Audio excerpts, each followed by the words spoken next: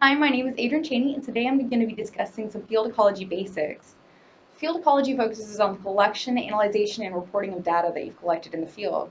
This is everything from the experiment to actually writing the paper, and can be on anything from biodiversity, abundance, population dynamic, and what we're going to be discussing today, the nutrient cycle or nutrient flow.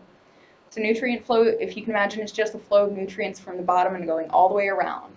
It starts at your soil, which is taken up by your plants or your primary producers, which are then eaten by primary consumers, like grass being eaten by a cow. They're then eaten by secondary and tertiary consumers like us who love to eat the cow. And eventually they're all broken down by detritivores and decomposers. So detritivores are any animal that feeds on dead organic matter, especially plant detritus. And we're actually going to be discussing one example of a detritivore today, which is a migratory detritivorous fish called the flannel-mouthed chersin or Prochylatus mariae. It's from an example of a paper called The Loss of Harvested Fish Species Disrupts Carbon Flow in a Diverse Tropical River by Brad Taylor, Alexander Flecker, and Robert Hall Jr. And this is a great example of how just removing one thing can actually disrupt the entire nutrient cycle.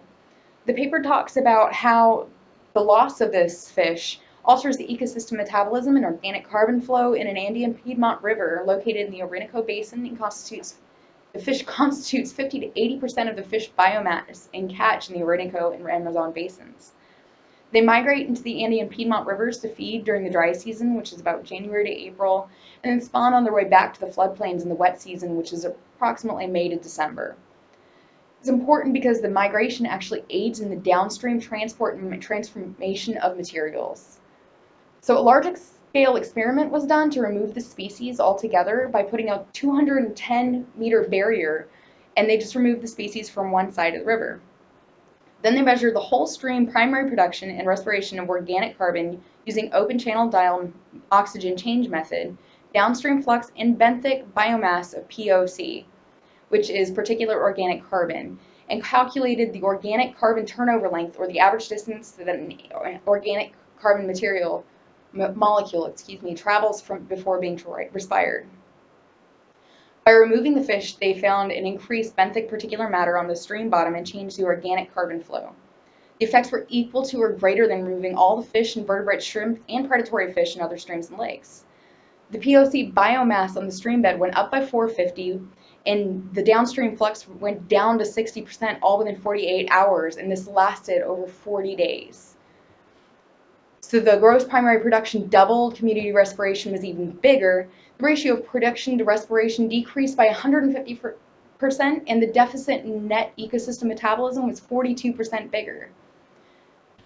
So they found that the downstream flux of POC was positively associated with the Prochylatus biomass. And why is this important? Because when fishing started switching from the predators, which became smaller, to larger detritivores, including the Prochylatus, the biomass of those larger Prochylatus actually started decreasing as well. And if the downstream flux of the POC is positively associated with the biomass of the Prochylatus, that means that the flux of the POC was also being reduced from things like switching. Other things also get in the way of this, which are like the entire removal of the species themselves from things like blocking off the areas that those Prochylatus need for migration. So this was just one example of how just removing one thing can disrupt an entire cycle. And if you can just imagine, there's lots of other examples. I hope that this was a little informative for you. And thank you very much for watching.